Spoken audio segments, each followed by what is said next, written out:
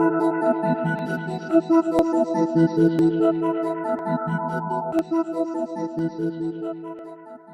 right, all right. Hello and good morning still for most of us here in the US. Welcome to another exciting episode of In Your Element with Ardis and Eric. My name is Eric Stoller, VP of Product Strategy for Element451, your student engagement CRM of choice.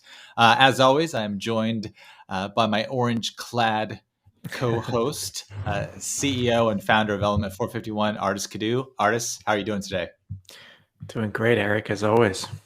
Nice. I mean, always great, right? I mean, you've got your Always. coffee. Yeah, exactly. You're wearing your orange. I got to get some orange shirts, though. I gave up all my orange shirts after I left Oregon State University because I was just wearing orange all the time there. By the way, this is our higher ed news show. If you haven't watched this episode before, it's where Ardis and I kind of break down some interesting happenings, goings on in higher education. Today's kind of a grab bag, if you will, of higher ed news. When I lived in the UK, I always thought it was kind of interesting on a lot of the popular news programs like BBC and Sky News. They would literally have a news show where there'd be like four people sat around a table with newspapers, and they're showing this on television. And I always thought it was hilarious because they're going through the papers. And so this is the digital equivalent. It was hilarious. They'd be like, in today's paper. But I mean, honestly, this is the digital equivalent of us going through the papers. So, clearly I had a lot of time to think about the introduction today, Ardis. I was in my sleep going through how I was going to go through this intro today. But Victoria, our awesome producer, if you could get the share going on there, that would be great. Literally read my mind, which is terrifying. Thanks, Victoria. I would be remiss if I didn't talk about Ardis, your South by Southwest panel that's up for vote now. I think that's kind of a big deal. The title is AI's Role in Seeing Students Differently. What's the sort of elevator pitch for this panel? Why should people vote for it? Yeah, so, we talk a lot about AI and how the role of AI in predictive modeling and seeing students and how likely are they to come to the school. In this panel, we'll talk a little bit more about the moving away from the traditional view of AI, basically moving away from geographic and demographic data that are being fed to that AI to more behavioral type data and kind of intent type data, which is much more predictive of their intent. And it's also eliminates a lot of the bias around geographic or your demographic components as well. So really interesting, a lot of interesting work that we've been doing here. Definitely one of those panels that we would love for you to support and get some really great information out of it. Yeah, and you got to get your vote on. If you haven't voted yet for this panel, we'll share the link out later on all over social and carrier pigeon and fax machines so that my dad can still get access to it. But I think, make sure you get the vote out there. I think that's the thing with panels like this. And please comment as well.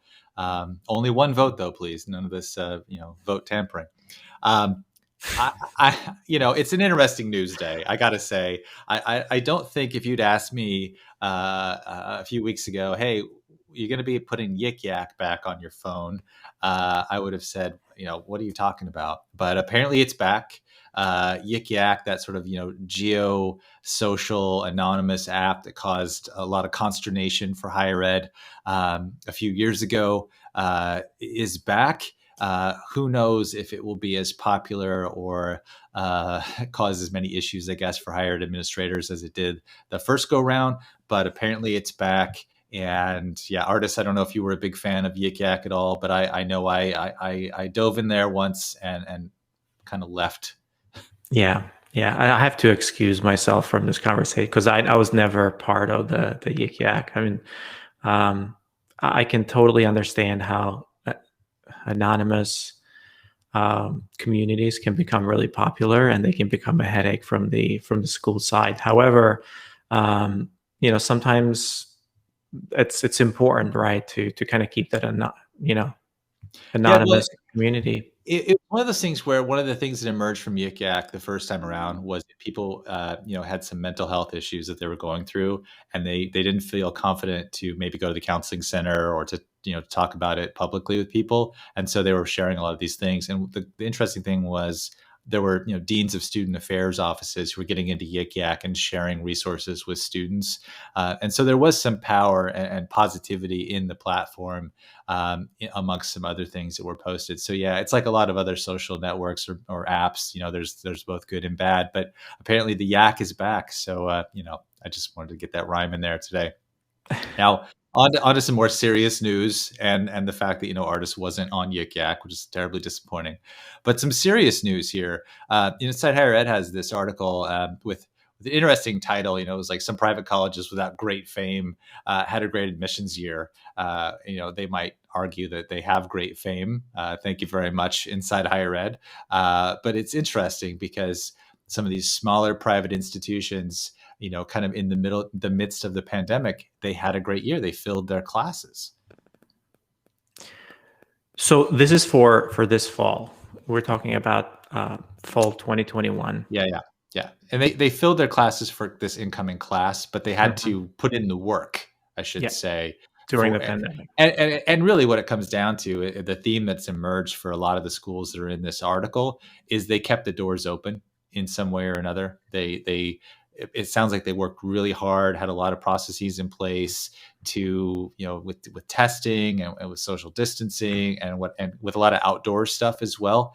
Eckerd College here in Florida, where I'm at, was able to sort of do a lot of things outside and showcase teaching and kind of the campus experience, not indoors, but outdoors.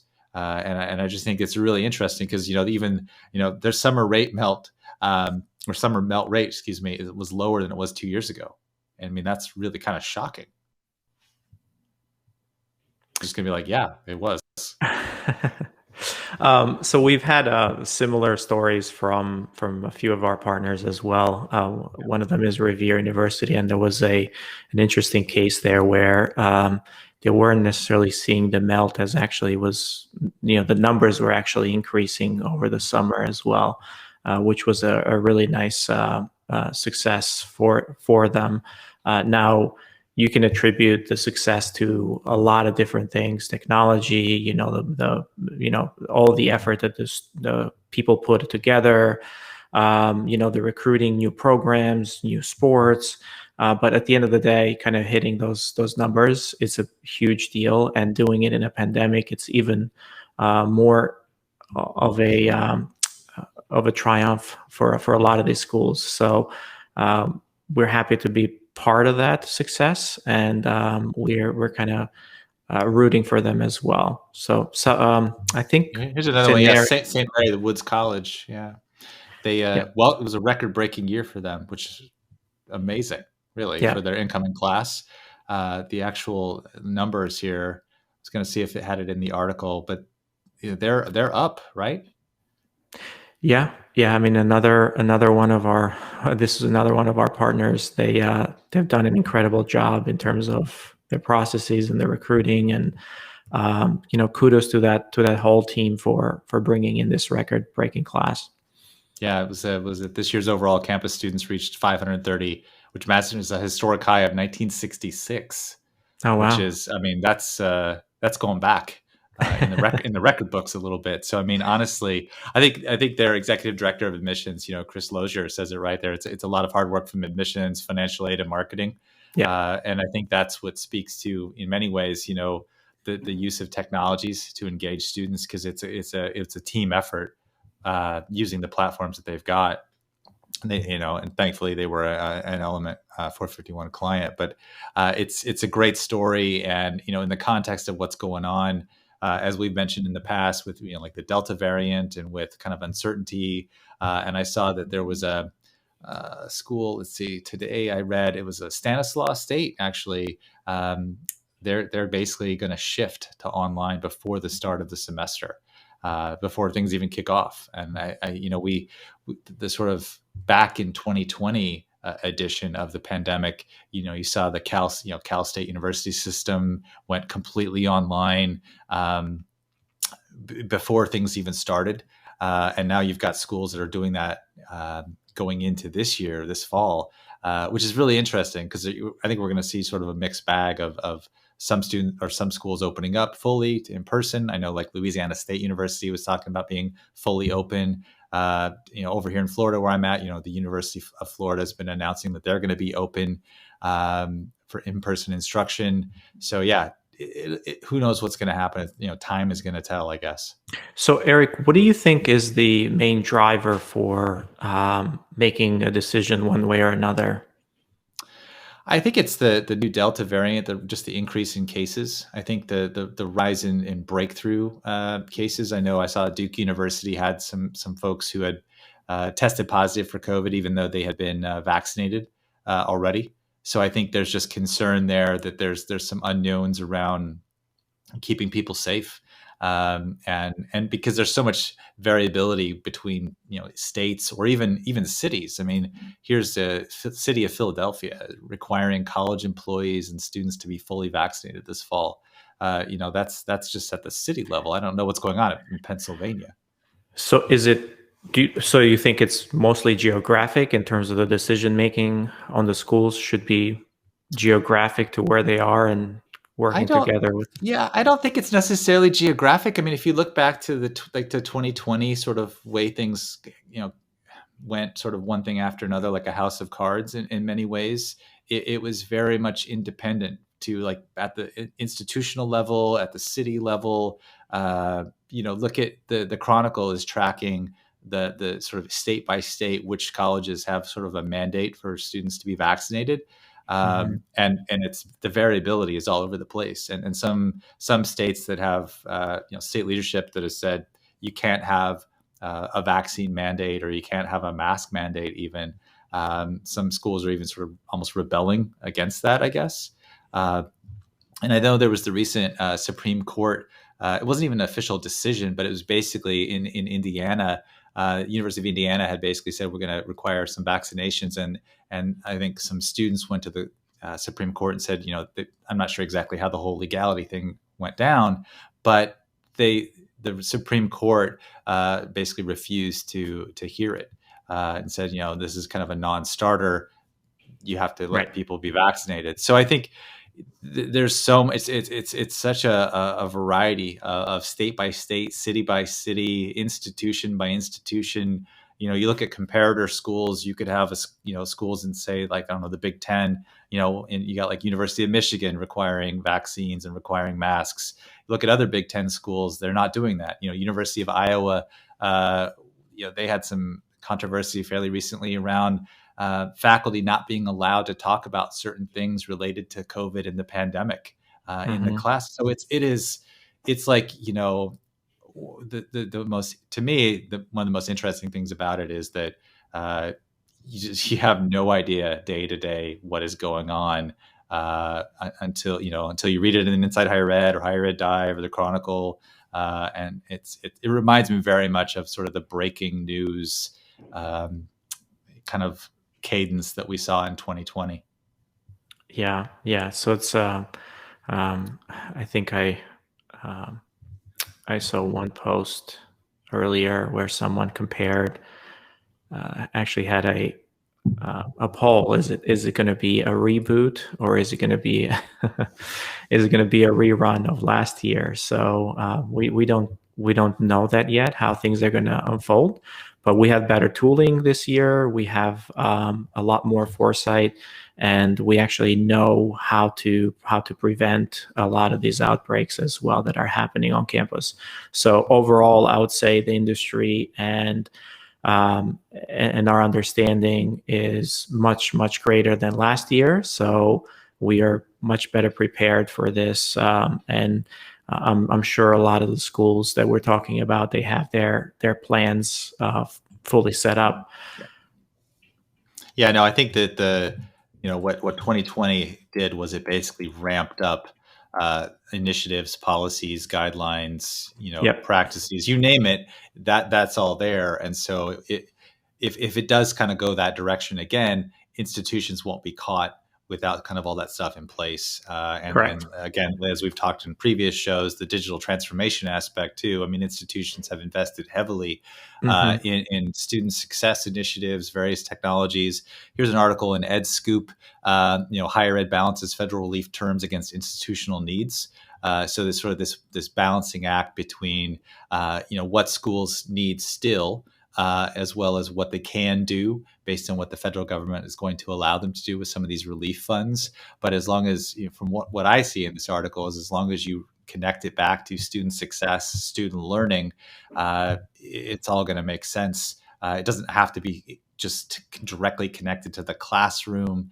And, I'm a student affairs person too. And so we always say, there's this idea of learning reconsidered, that learning, and higher education happens both inside and outside of the classroom. And so it'll be interesting to see what institutions do with this money. I think that the end of the article was interesting. It was like, I've seen a lot of Twitter posts where students were like, oh, I didn't realize my institution was getting all this money. Where's the money going? How's it being spent? The transparency piece is really important. How do you think this is being communicated right now, or how do you? From when you read the articles, and you can kind of like tease out some trends, and some of the trends in terms of the communication is that it's a bit nebulous, perhaps it's a bit vague. It's up to institutions to try to navigate that. I think part of it's going to be for us in the ed tech space to also say to institutions, if student engagement for your current students, let's say persistence and retention, was something that really suffered throughout the pandemic, then how do you invest in initiatives to support those areas? Because I think the government's going to give institutions quite a bit of gray area, because it's a pandemic. It's filled with nuance. Right. Yeah. Do you think is there any? I would think that there would be some kind of frameworks put in place or some guidelines on, how we can better utilize this funding to help those students. But as we've talked before, every institution can do their own thing. So organizations like EDUCAUSE and ACRO and all these other organizations like NACAC, for example, should really rally up around putting some guidelines in place for best ways for helping those students and how to think about this in a holistic way. Absolutely. Because so much of it is sort of subject to interpretation, and you can't wait. I mean, that's the other thing, is that, you want to get this in the pipeline. You want to get these applications in, you want to get systems in place, because the other thing is too, it's sort of, you can look in sort of the near term, but what's the long-term view of this when you invest in these technologies? Because, you don't want an institution to invest in something, spend a lot of money, and then, oh, hey, wait, we haven't thought about what this is going to be like in the long term for us, the impacts and the effects. Yeah. And we've seen institutions competing with for-profits now, as well, as they try to make this shift to either online programs or the ability to provide those remote students with better access. Yeah, I mean, I think that the lines blurred around sort of services with digital, because when it was just the for-profit world where they could be much more aggressive with their marketing and their spend because they had tools and budget, the nonprofit traditional institutions are in the same exact space now. And it's really been interesting, though, I think, and exciting to me, is that they're as sophisticated and they're doing really good work in that area as well. You see what they're posting on social media. You see how they're kind of their best practices. It's very similar because the sort of the recipe is an open book. It's just whether or not you have the resources and time to put it all together. Right. Yeah. So we are at our 20 minutes already, which has flown by. I feel like I've been just talking a mile a minute today. But I think what's really exciting is, we've got another show on Monday coming up next week, and we're going to talk about applications and best practices. Ardis, any key takeaways you want to mention, kind of as a teaser for next week? So there is if you're going into this season, into this application season and this recruiting season, without having some key key areas of your application that's going to make it easier for your students to go through that process. Maybe you should watch the show, because we're going to tease out some of the things that make a streamlined application process, not only from the perspective of the student, but also from the perspective of your staff, and kind of how they can manage all of that internally. So let's, tune in, and we'll kind of go over that. Before we leave, one of we the have other a question. We got a question, by the way. So before so finish your thought, and we'll get to that question, and then we'll close it out. Sure. So one of the things that, as I talk to everybody, and as I talk to a few of my friends there, and family, like they're moving their kids into colleges right now. So it's really an exciting time. Everybody's just so excited because they didn't get to do it last year. Moving into, as a freshman, or even as an upperclassman now for the first time, possibly moving into to campus is really, really exciting time. So, take time, enjoy it over the next couple of weeks. We're going to hear probably a lot of stories around COVID cases and things like that. But ultimately, the September timeline, the August-September timeline, it's a really magical place in higher education, and it really holds a lot of, it's very special for everyone in education, right? It's like this new beginning. It's like Christmas, man. It's super Exactly. fun. You got welcome week activities. Everyone's nervous. Everyone's excited. They got all these plans and events. And, I saw a university, I was posting pictures of like their move-in day, and all these students had these like mountains of cinder blocks on carts, and they were moving in. People were like, what are they doing? And it was like how they were lofting their beds in their residence halls, in their dorm rooms. And I was just, because at first I was like, what are they building a building inside? But yeah, it's just wild times. I remember when I was at Oregon State University helping out with move-in days, parents would come in with like power drills, and they try to like drill into the walls and mount TVs. And just don't do that if you're helping your kids move in. But we do have a question from Jennifer Sullivan, or more of a comment, really. I just want to read it out because it's cool. We have some people watching, confirmed here. So Jennifer Sullivan says, I agree that colleges should be transparent with families and students about how their money is being spent. Institutions will need to individualize how their money is delegated, as each college or university students have been impacted differently. For example, one institution may want to address students' food insecurity or transportation, while another may focus on mental health and academic support. And I think that's a 100% accurate comment. So thanks, Jennifer, for that comment. Like I said, we'll be back Monday. Best practices and applications, showing some really good stuff there. You will definitely want to watch that show. But until then, my name's Eric Stoller. Ardis Kadiu. We'll see you next week, everybody. Thanks so much. Bye, everyone.